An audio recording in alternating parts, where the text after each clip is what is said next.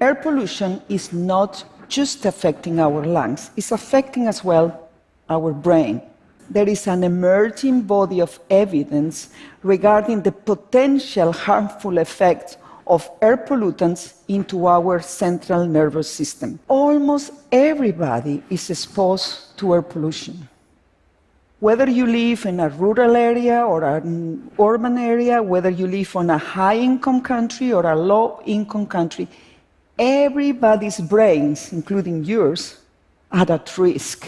Air pollution is having a negative impact in almost all our major organs. Air pollution is a very complex mixture of solid particles, liquid droplets, and gaseous chemicals from household fuel burning or industry or traffic or many other indoor and outdoor sources. Let's take, for instance, the particulate matter, the PM. The smallest of them, they can cross into the bloodstream, and from the bloodstream pumped by the heart, they can reach the whole body, threatening every organ, including the brain. Air pollutants will cross the placental barrier and reach the fetus and altering the cerebral cortex of our children even before they take their first breath. Second,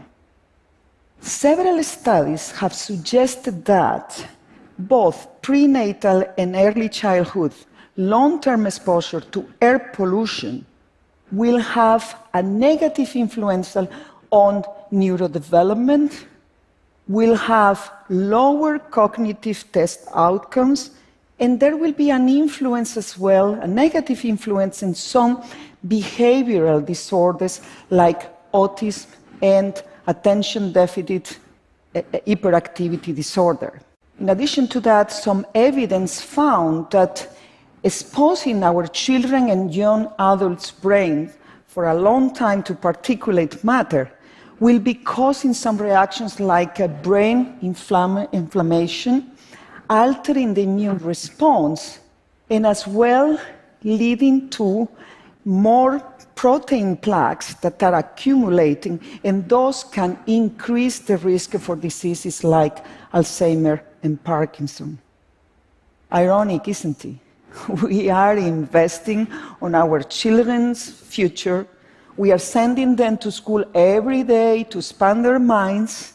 The society is investing in their education, and yet the air they breathe while waiting for the school bus is influencing negatively the development of their brain. Let's go to the third. What about adults? According to recent scientific evidence, long-term exposure to particulate matter will cause a cognitive decline on study participants as they age. And not only that, if you expose them to long-term very fine particulate matter, their brain will age more rapidly, and they will have higher odds of having small, silent strokes.